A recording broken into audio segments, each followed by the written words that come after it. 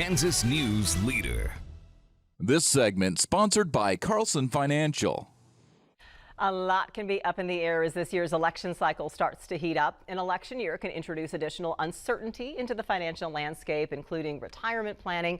Carl Carlson, CEO and founder of Carlson Financial, is here to go over what's kind of behind the uncertainty and then kind of what you do about it. And yeah, nothing seems to get people fired up quite like an election, especially a presidential election. Yes, so if you don't like somebody that's running, and then you're going to, and you know, it's almost like half of the people don't like one, and so most of us don't like one of the two of them. So now you're like, okay, if this one gets it, it's going to crash the economy, so maybe I better take all my money out of the stock market right before the election. Or I saw people right after President Trump got elected, took all their money out of the stock market, and then the market went way up. So then it was like, okay. Well, first let's start with the historical context, though. Does a presidential election historically, has it had some impact in the immediacy on the global economy?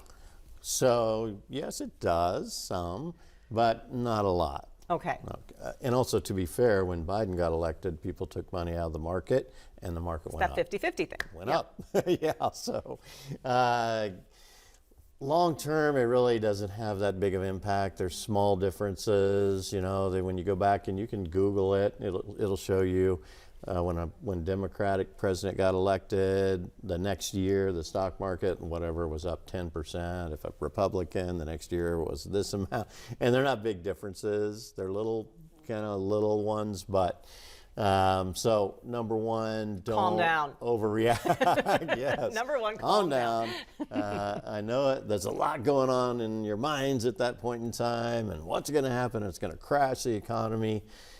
Historically, that just hasn't happened. So, and also, so when you're focusing on your long-term goals, you can think past, well, you know, this plan is built for the next 30, 40, 50 years. There's going to be a lot of elections during that period of time, and you have to be really careful, because if you miss out on a nice little up, long-term, it's a big impact in your plan. Risk management, though, becomes part of this, because what if, yes, your plan is built for 30 years, but you're 65 years old, 67 years old, you're looking at retirement.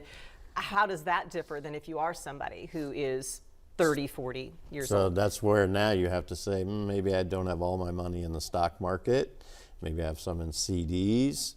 Maybe I have half my money in CDs and half my money in the stocks.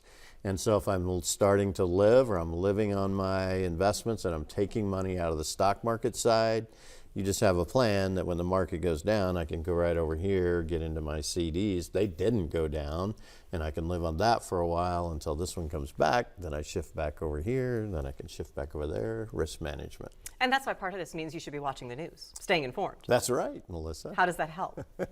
I mean, I know staying informed helps. I advocate for that, obviously. Well, they're saying that the stock market is down, the stock market is down, and you're hearing that, you need to check if you have an investment advisor, or if you're taking money out of your investments, maybe I better check and make sure they're not selling things while it's down.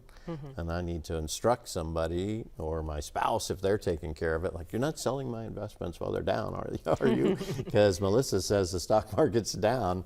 So yeah, listening and then checking. What are we doing? Well, and that's the balance between how does a professional help? Because I might hear all this stuff, but I don't necessarily know what it means or what the correct moves or best moves, because there's no wrong answer. And so how does a professional help, but then with that caveat of what you said, at least kind of pay attention? Because I think we all know if the number is getting bigger or smaller. Yeah, and you know, if you have an advisor that's managing 500 clients, all of those have a little different, every client's got a little different nuanced situation, so you just need to make sure that they're paying attention to your nuanced situation. Long term, and don't panic. Thank you very much, Carl. Appreciate the information as we head through election year. We're going to take you through the forecast next.